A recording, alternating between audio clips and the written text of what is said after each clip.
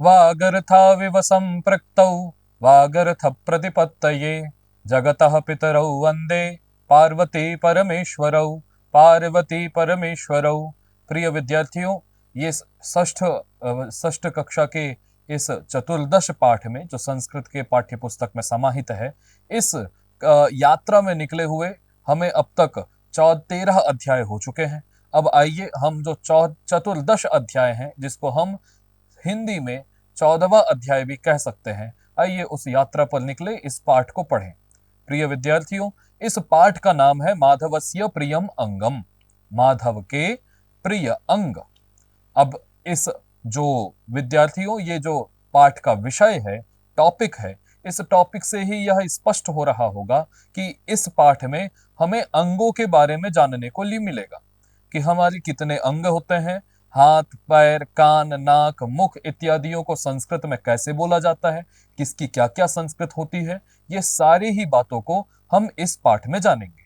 तो इस पाठ में हम एक कहानी के माध्यम से, कथा के माध्यम से, ये अपने अपने जो ये प्रिय अंग हैं, इसको हम जानेंगे। इस कहानी में एक पात्र है माधव नाम का, वो अपने अंगों का परिचय देंगे, जिससे आप भी सीख पाएंगे कि हम अपने अंगों को क्या क्या कह सकते हैं। आइए भगवान शिव और पार्वती के चरणों में प्रणाम करते हुए इस पाठ को प्रारंभ करें।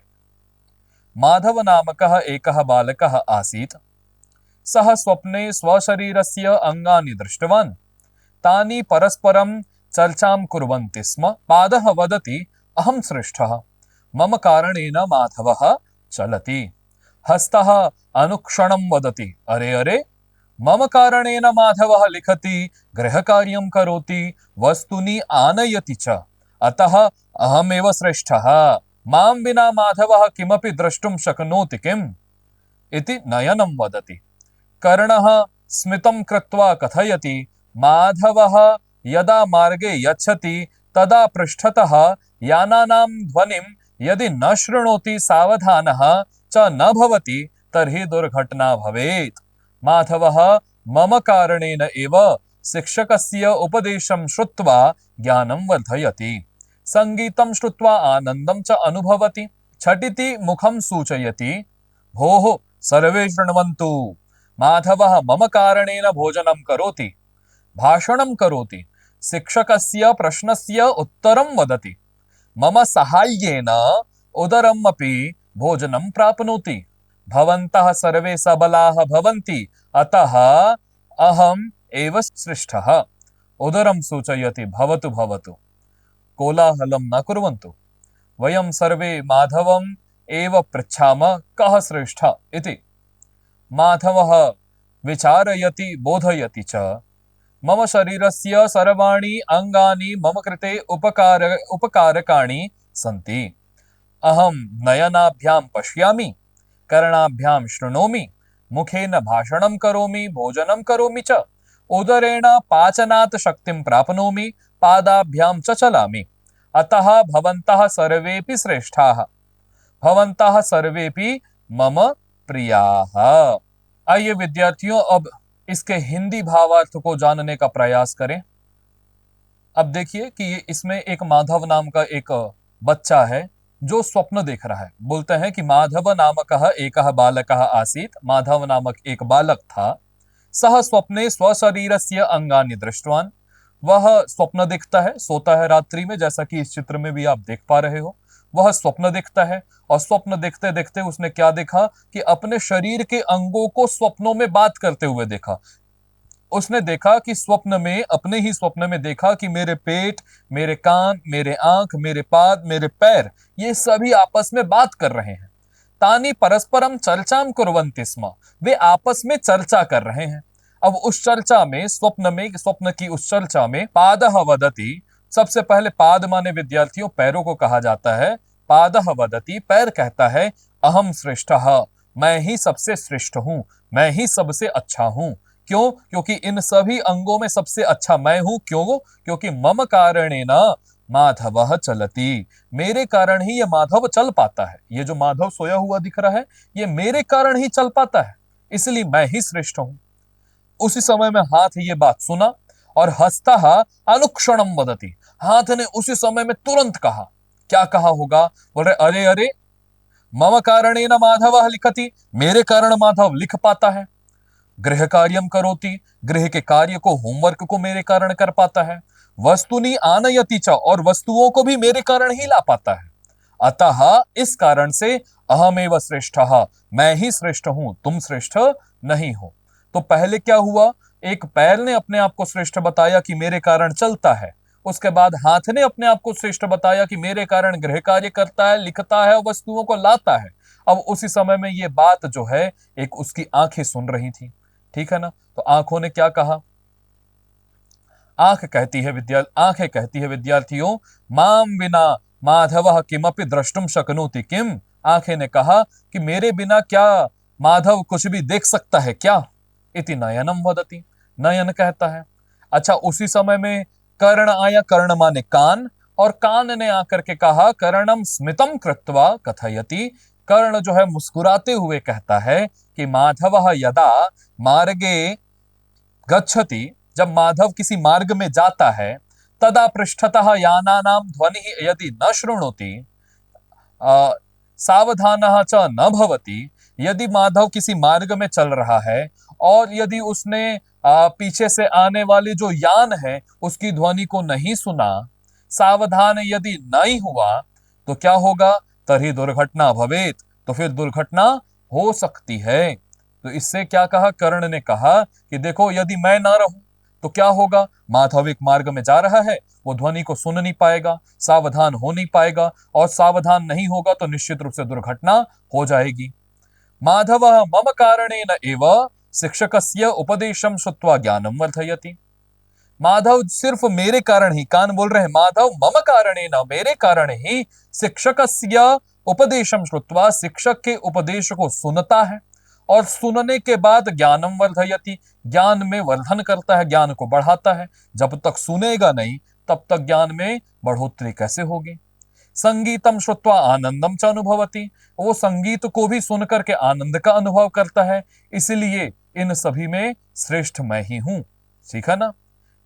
छठिति मुखम सूचयति, उसी समय में छठ से बिल्कुल अल्लाह एकदम अचानक से फिर मुख ने कहा, मुख सबको सूचित करता है, भोः सर्वे शृण्वन्तु, हे कान, हे नयन, हे पैर, हे हस्त, तुम सर्वे शृण्वन्तु, सभी सुनो। क्या, माधवः मम कारणेन भोजनम करोति, मुख कह रहा है ये बात, माधव मेरे कारण ही भोजन कर पाता है, भाषणम करोति, भाषण कर पाता है, बोल पाता है, शिक्षकस्य प्रश्नस्य उत्तरम वदति, शिक्षक के प्रश्न का उत्तर बोल पाता है मेरे कारण।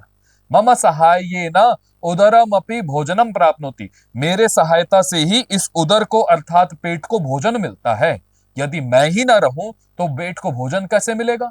भवन्तः सर्वे सबलाः भवन्ति, भवन्तः आप सभी जो सबके सब जो हो, सर्वे सबलाः, सब एक जैसे बलवान हो, अतः अहमेव श्रेष्ठः, अब कहने का अभिप्राय यहां पर है, भवन्ता सर्वे सबलाः सन्ति भवन्ति, आप सब मेरे कारण ही बल प्राप्त कर पाते हो, मैं भोजन करता हूं, उससे उदर में जाता है, और उदर होने से आप सभी अर्थात नयन, कान, और ये जितनी भी हमारी इंद्रियां है, पैर, ये हाथ पैर, ये जितनी भी सारी चीजें हैं, उनमें बल कहां से आता है, मेरे कारण ही। यदि मैं भोजन करना त्याग दूं तो आप सभी सबल नहीं रहेंगे। उदरम सूचयति, ये सारे, इसीलिए मैं श्रेष्ठ हूं बोलता है, जो मुख है वो बोलता है इसीलिए मैं श्रेष्ठ हूं। और उसके बाद उदर ये सारी बात सुन रहा था, और उसने कहा उदरम सूचयति, अच्छा, उदर सबको फिर सूचना करता है, बोलता है कि भवतु भवतु कोलाहलम मा कुर्वन्तु, चलो अब बहस मत करो, हल्ला मत करो, कोलाहल मतलब हल्ला करना, कोलाहलम ना कुर्वन्तु, कब जो है कोलाहल, यहाँ हल्ला करने की कोई आवश्यकता नहीं है। वयम सर्वे माधवम एव पृच्छामा, चलो ना एक काम करते हैं, हम सभी किसके अंग है, माधव के, तो माधव को ही चलो पूछा जाए कि कहा श्रेष्ठ, आपके अंगों में सबसे ज्यादा श्रेष्ठ कौन है, उदर है कि पैर है कि हाथ है कि कान है कि नाक है, कौन श्रेष्ठ है बताओ। माधव विचारयति, उन्होंने माधव से पूछा, माधव ने विचार किया और बोधयति, और उनको ज्ञान देता है, बोलता है कि मम शरीरस्य सर्वाणि अंगानि मम कृते उपकारकाणि सन्ति, अब मेरे लिए तो मम शरीर के जितने भी सर्वाणि अंगानि, मेरे शरीर के जितने भी अंग हैं वे सभी मम कृते, मेरे लिए उपकारकाणि संति, वो मेरे लिए तो सभी के सभी उपकारक है, सहायता करने वाले हैं। अहम नयनाभ्याम पश्यामि, मैं दोनों आंखों के द्वारा देखता हूं, नयन माने आंख। कर्णाभ्याम शृणोमि, कानों के द्वारा मैं सुनता हूं। मुखेन भाषणम करोमि, मुख से मैं भाषण करता हूं। और भोजनम करोमि च, और भोजन भी करता हूं। उदरेण पाचनात् शक्तिं प्राप्नोति, पेट के द्वारा मैं पाचन शक्ति को प्राप्त करता हूं। पादाभ्याम च चलामि, और पैरों से मैं चलता हूं। अतः इस कारण से भवन्तः सर्वे श्रेष्ठाः, आप सभी श्रेष्ठ हैं, कोई किसी से कम नहीं। पैर बड़ा है, हाथ बड़ा है, कान बड़ा है, नाक बड़ा है, ये प्रश्न है ही नहीं। मेरे लिए तो सभी श्रेष्ठ हो आप। भवन्तः सर्वेपि मम प्रियाः, आप सभी मेरे लिए बहुत प्रिय हो। इस पाठ के माध्यम से विद्यार्थियों हमने जाना कि देखो, इस आंखों की संस्कृत नयन होती है, नेत्र होती है, ये हमने जाना। इसे मुखम कहते हैं, पेट को उदरम कहते हैं, इसे हम हस्त कहते हैं। ये हस्त दो है, इसलिए दोनों हाथ को हम हस्तौ कहते हैं। उसी प्रकार एक पैर को पादः और दोनों प्रकार को पादौ कहते हैं। कान को हम कर्णम कहते हैं। इत्यादि सारी बातें हम लोगों ने इस पाठ में जानी। अब आप भी अपने अंगों के नाम निश्चित रूप से संस्कृत में समझ गए होंगे। आइए इस पाठ में आए हुए शब्दों के अर्थों को जानने का प्रयास करें। सबसे पहले जो पाठ में जो मूल शब्द आए हैं उसे मैं आपको बताऊंगा, उसके बाद उसकी सामान्य संस्कृत, फिर एक हिंदी भाषा में उसका अर्थ और अंग्रेजी में उसे क्या कहते हैं, ये मैं आपको बताने जा रहा हूं। एक शब्द आया था स्वप्ने, तो स्वप्न का मतलब होता है स्वप्न समये, अर्थात सपने में, या इंग्लिश में इसी को हम क्या बोल सकते हैं, इन ड्रीम। स्वस्य शरीरस्य मतलब निज कायस्य, अपने शरीर का या अपने शरीर के। ऑफ हिज ओन बॉडी, उसका अपना खुद का शरीर।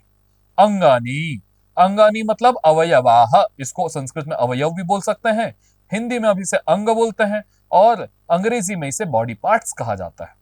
दृष्टवान मतलब अपश्यत, देखा, सौ, जिसको हम बोल देते हैं। चर्चाम, चर्चाम का मतलब होता है आलापम, मतलब चर्चा को, डिस्कशन, इसको हम इंग्लिश में कह देते हैं। श्रेष्ठ मतलब उत्तम, मतलब अच्छे लोग, जिसको ग्रेट कहा जाता है आंग्ल भाषा में। आंग्ल भाषा का मतलब अंग्रेजी भाषा में। अनुक्षणम, अनुक्षणम मतलब सत्वरम, तुरंत, तुरंत, उसी समय, ठीक है ना, इंस्टेंटली, ठीक है। गृह कार्यम मतलब गृहे पठन कर्म, घर में पढ़ने योग्य, घर में करने योग्य, जिसको हम होमवर्क कह देते हैं। माम बिना मतलब मेरे, माम विहाय मुझे छोड़ करके, है ना, मेरे बिना, विदाउट मी।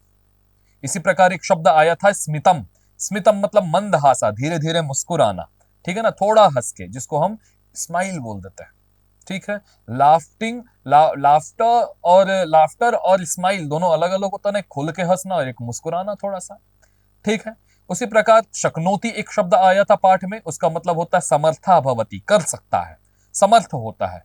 एबल टू, जिसको हम बोल सकते हैं। मार्गे, मार्ग माने रास्ता, वर्तमनी मार्ग, ऑन रोड, इसको बोल सकते हैं। संगीतम अर्थात सुंदरम गीतम, इसको हम हिंदी में संगीत और अंग्रेजी में म्यूजिक कहते हैं।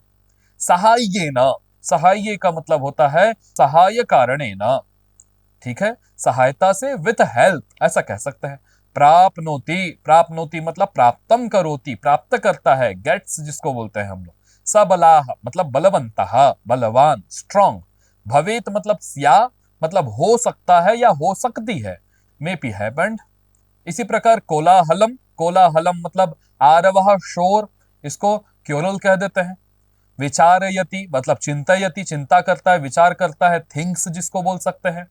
बोधयति मतलब ज्ञापयति, समझाता है ना, एडवाइस जिसको बोलते हैं। उपकारकाणी, सहायकानी, जो सहायता करे, सहायता करने वाले। हेल्पफुल जिसको हम बोल सकते हैं। शक्तिम अर्थात सामर्थ्य, ताकत, इसी को हम स्ट्रेंथ बोल देते हैं विद्यार्थियों। अब आइए आगे देखते हैं। प्रिय विद्यार्थियों, आइए अब हम इस पाठ में हम अभ्यास कार्य को करने का प्रयास करें।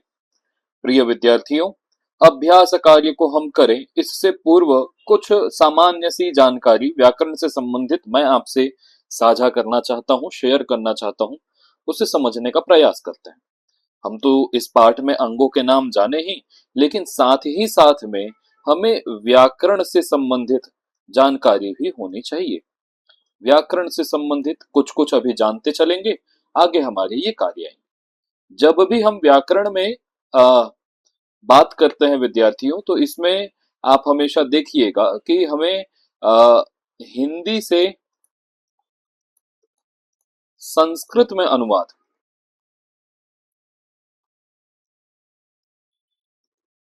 है ना,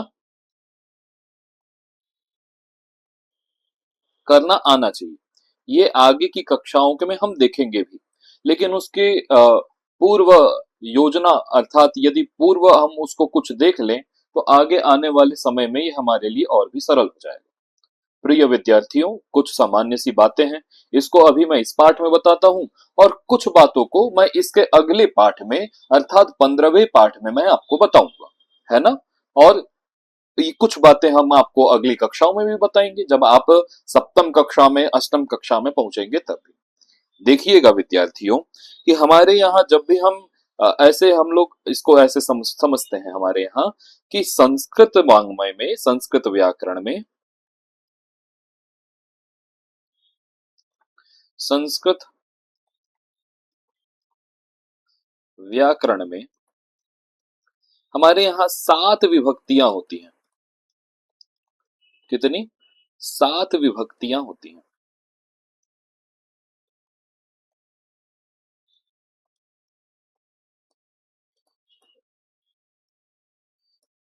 वो कौन कौन सी है?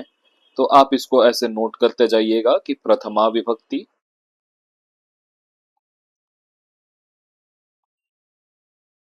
फिर द्वितीया विभक्ति,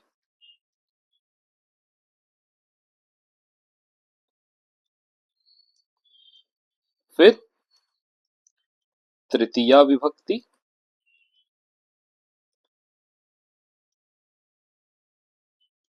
फिर इसी प्रकार गिनती आगे बढ़ाते जाइए। चतुर्थी विभक्ति, उसी प्रकार अगला पंचमी विभक्ति, इसी प्रकार षष्ठी विभक्ति,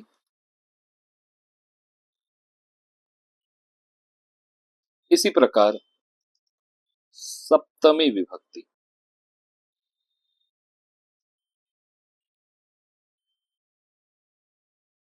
इसके अतिरिक्त एक संबोधन भी होता है ना, संबोधन भी होता है, परंतु संबोधन को हम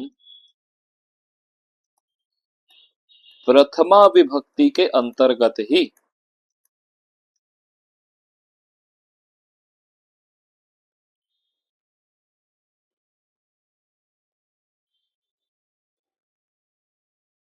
अंतर्गत ही समावेशित करते हैं,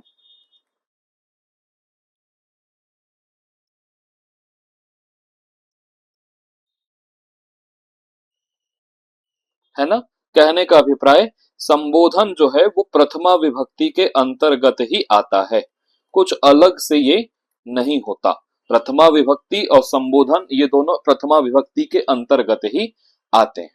ठीक इसी प्रकार आपने समझा कि संस्कृत व्याकरण में 7 विभक्तियां होती हैं, कि प्रथमा विभक्ति, द्वितीय विभक्ति, तृतीया, चतुर्थी, पंचमी, षष्ठी, सप्तमी। इस प्रकार से संबोधन जो है वो 8वीं नहीं है, वो प्रथमा के अंतर्गत ही आती है ना। अब आप इसके और समझिएगा, आगे मैं और आपको बताता हूं कुछ सामान्य जानकारी, उसके बाद तो हम पढ़ेंगे ही, है ना। इसी प्रकार जिस प्रकार हमारे यहाँ विभक्तियों की संख्या, विभक्तियां हमारे यहाँ जैसे 7 होती थी, इसी प्रकार हमारे यहाँ कारक होता है विद्यार्थी। हमारे यहाँ कारक जो है वो वो कारक जो है वो 6 प्रकार का होता है। कितने? 6 प्रकार का।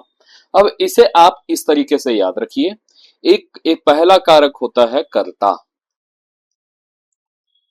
कर्ता कारक। फिर दूसरा होगा क्या? कर्म कारक। तीसरा क्या होगा? करण कारक। फिर चौथा संप्रदान कारक।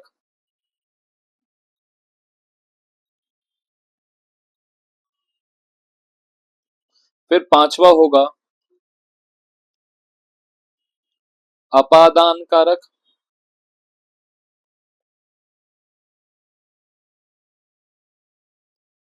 और छठवा होगा अधिकरण कारक।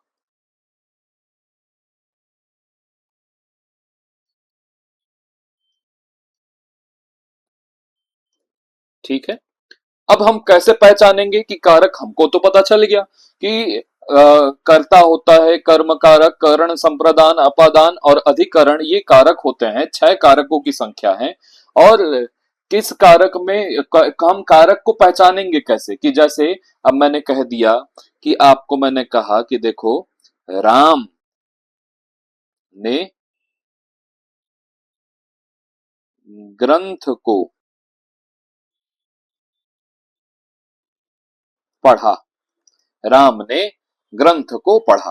अब आप कैसे पहचानेंगे कि इस वाक्य में कौन कर्ता है, कौन क्रिया है और कौन कर्म है, या कौन अपादान है, कौन करण है, आप कैसे पहचानेंगे? प्रश्न हुआ। तो आप ये समझिए कि क्रिया का मतलब क्या है, तो आप जानते ही हैं। क्रिया मतलब क्या है? जो किया जाए, है ना, जो किया जाए। तो जैसे कि खेलना, खाना, पीना, उठना, पढ़ना इत्यादि, ये जितनी है ये सब क्रियाएं तो होती हैं।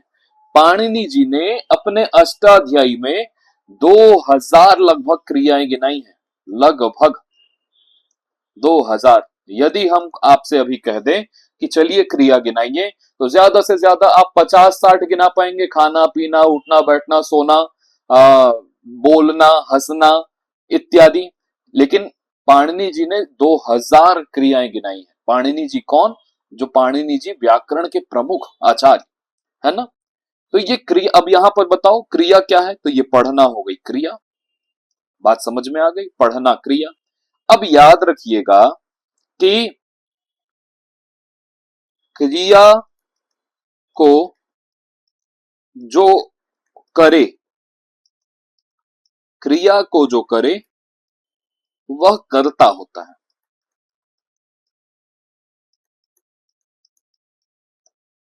अब मैं आपसे प्रश्न कर रहा हूं, याद रखिएगा। मैंने बोला कि पढ़ना रूपी क्रिया इस वाक्य में कौन कर रहा है? पढ़ कौन रहा है? क्रिया को जो करे वह करता है। तो क्रिया थी पढ़ना, उसको कौन कर रहा है? तो राम जी कर रहे हैं क्या? तो ये राम हो जाएगा इसमें कर्ता। बात समझ में आई क्या? ये हो जाएंगे कर्ता। बात क्लियर हुई? इसी प्रकार मैं बोलता हूं कि देखो, कृष्ण वंशी बजाते हैं। अब बताओ, बजाना हो गई क्रिया, बात समझ में आ गई। बजाना हो गई क्रिया, बजा कौन रहे हैं? कृष्ण। बजाने रूपी क्रिया को कर कौन रहा है? तो जो क्रिया को जो करे वो क्या कहलाता है? वो कर्ता कहलाता है। तो कर्ता ये हो जाएंगे। और उदाहरणों के माध्यम से समझ सकते हैं हम। जैसे कि उदाहरण के लिए मैंने कहा कि अभी जैसे आपकी स्थिति क्या है कि छात्र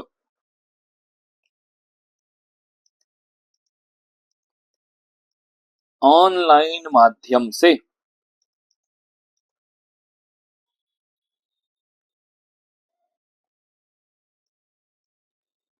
पढ़ते हैं।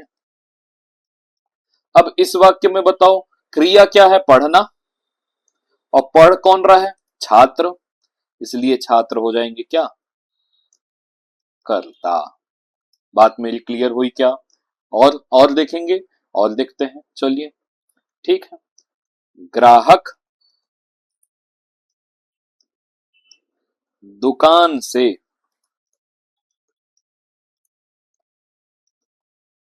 फल खरीदता है।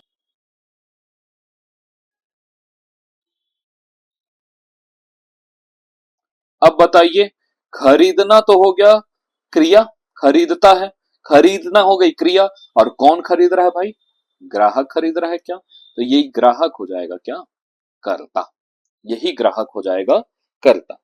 आइए प्रिय विद्यार्थियों, इसके आगे कैसे हम कर्म को पहचानेंगे, कैसे हम करण को पहचानेंगे, इसे हम अगले पाठ में देखेंगे। आइए अब इस पाठ के अभ्यास कार्य को करने का प्रयास करें।